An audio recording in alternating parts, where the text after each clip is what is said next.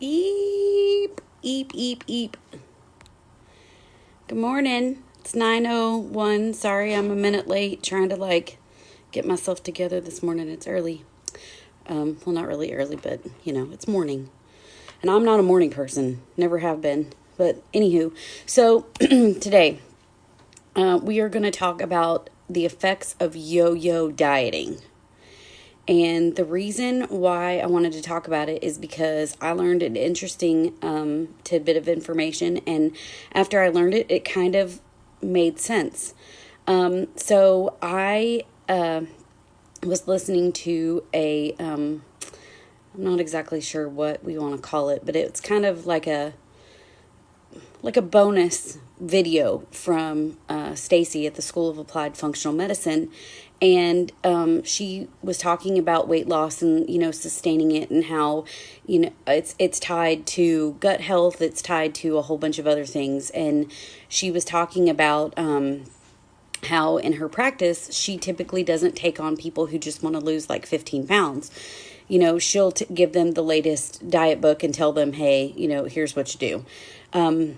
She's looking for people who are more interested in getting their whole total health together and staying that way basically for forever. And so that's what my intent is with this whole journey that I'm on, is, getting healthy for forever, because yo-yo dieting is terrible. And I say that from a personal perspective, because here's what happens when you yo-yo diet. So you start off at whatever weight you are, right? Okay, so you start off here, and then we'll put it up here because it's high. And then you lose weight and you go down here. And then you end up gaining weight back and you end up going up here, whereas you were here before. So you end up, let's say that you started at 150, you got down to 130. Then you end up getting it back up to 155 because of yo-yo dieting, because you restrict everything to the point where you're losing muscle mass, which is what also helps you to be able to keep your metabolism up. So that's what happens. The infographic that I posted yesterday is the greatest example of what happens.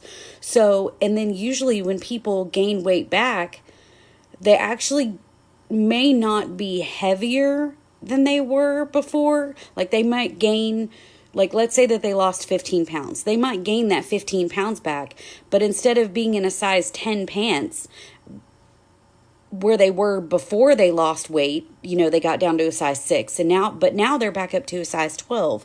You know why? Because when you gain that weight back, you actually gain more fat. And even though a pound of fat is the same as a pound of muscle, that volume of fat is actually more than that pound of fat. So if you have a pound of fat that's like this, and you gain back, or a pound of muscle is this big, you're going to gain back a pound of fat, and it's going to be this big.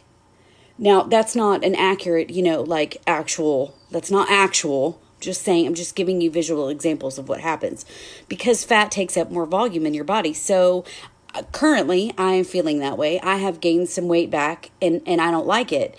And granted, I'm not as heavy as I was before. I've gained back about 15 pounds, but I feel like I have more fat on my body because I do. I do. I didn't gain muscle back. I gained fat back. And fat takes up more volume than muscle. So this is why I wanted to make it a point to say that yo-yo dieting is not where it's at. If you are interested in getting your health together and getting to be the healthiest version of yourself, come hang out with me, listen to what I'm telling you.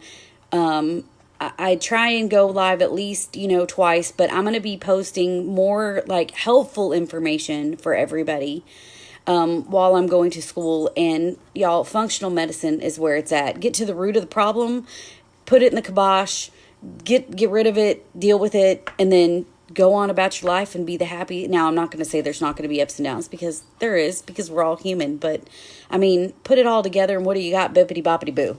It's magical. Just saying. So thanks for hopping on. Don't see anybody else here. So if you guys are catching the replay, let me know. Or don't. It doesn't matter. Like, just, I hope that I'm giving you information. And if you have anything else that you want to talk about, let me know. And the Man 31, it's not just the sugar intake. It's a culmination of a whole bunch of things. And yes, I actually did a live a couple days ago about, the whole exercise more, less than this, more movement, less intake, calories in, calories out. Blah, blah, blah, blah. Yeah, that. Yes, while that's accurate, it is accurate. There's more to it than just that. We're all human. We have what we call, in my school, we call it the critter brain, which is what takes over when you start to do some changes. It takes over and it basically says, hey, no. We're not doing that. That I don't know what the outcome of that is going to be. So no, we're not doing that. Like, we're not just fight, flight, freeze, or fawn. That's what it is. That's what happens when you start changing things. The critter brain in you goes, we survived all this time doing it the way that we were doing it before. I'm not going to do that now. So there's more to it than just calories in, calories out, sugar intake. Yes, that is part of it. But there's also gut health, inflammation, a whole bunch of other things that go along with it. So for everybody out there, and I know I'm probably going to get some pushback and some people who are like, well, I'm fine with that. Like, I'm fine with that. Come at me, bro. I'm good.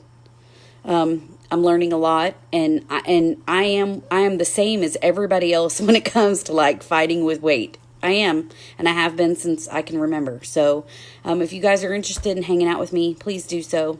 I'm here for you. All right, I'm going to hop off because everybody in my house is stirring, and we'll talk at you guys later. Have a great day. Bye.